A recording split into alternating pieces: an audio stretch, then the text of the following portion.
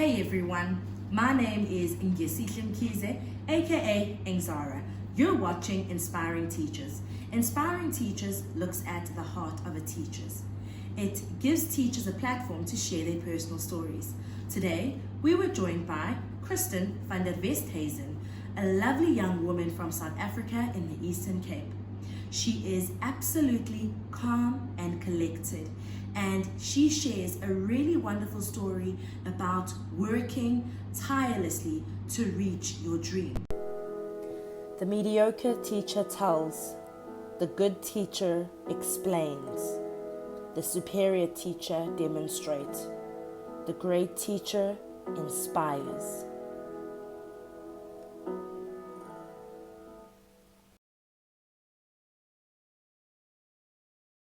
Hey Kris, how are you?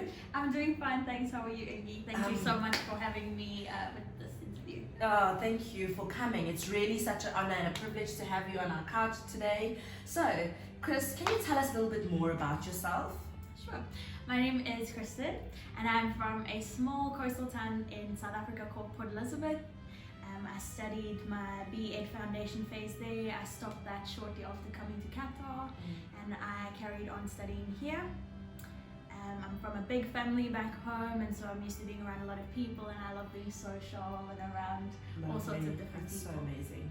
So great. So, Kris, it's so lovely to know that you are a part of a big family and a lot of people are actually cheering you on. Can you tell us about your teaching journey? Sure. I started off working with children before teaching. I was babysitting, and then I went to go an au pair in the States, as I said in your blog post. And after that, I started working for my sister part-time, doing her holiday care at her school and filling in for her with her maternity leave.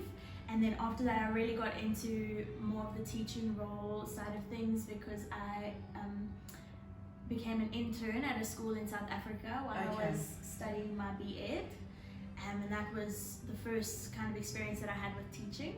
Sure. So it sounds like you have to work and you've had to sort of study through your life. Like you haven't just had to study then go and teach. It's actually been something that you've done simultaneously.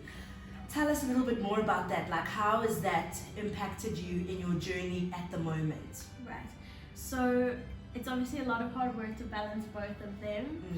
The main reason for doing both is to pay for the studies. So you need to work in order to pay for the studies and that sort of thing. And I know that's a lot of people's stories, especially from South Africa as well.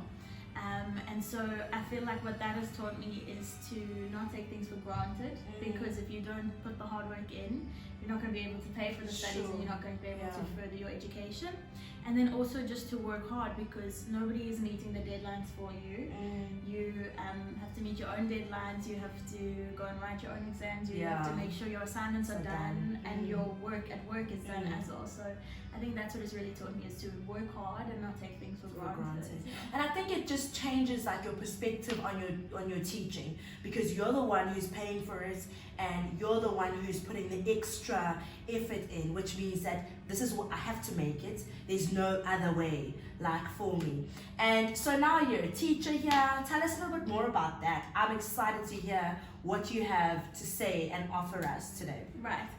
So it's actually a very interesting journey about how this began. I came here, as I said, to visit my fiance, and I did not apply for a job here.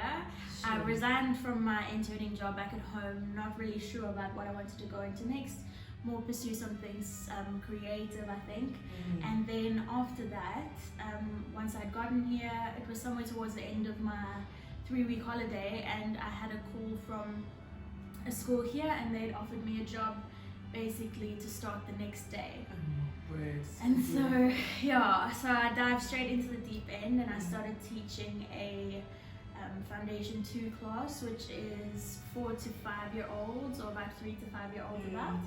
And I did that for 6 months, and then went back home to South Africa for the summer. And I wasn't really sure what I was supposed to be doing after that. I knew that I wanted to come back to Qatar though, because I really enjoyed my journey here. I met a lot of cool people, and I feel like I gained a lot of experience that I would be able to use again. So tell us a little bit more, like what is it like in the classroom? So you know the difference of being in a classroom as an intern, and now you're a teacher in a classroom here teaching the content. Tell us a little bit more about what that feels like and how that transfers into your life. Right.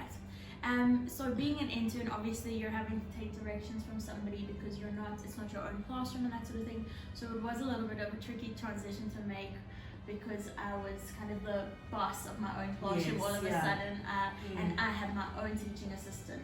So I had to not only delegate the roles that I had to play, but also that somebody else had to play within my classroom. So that was tough, but I have grown a lot and been able to work with my teaching assistant in a way that we build up our class together.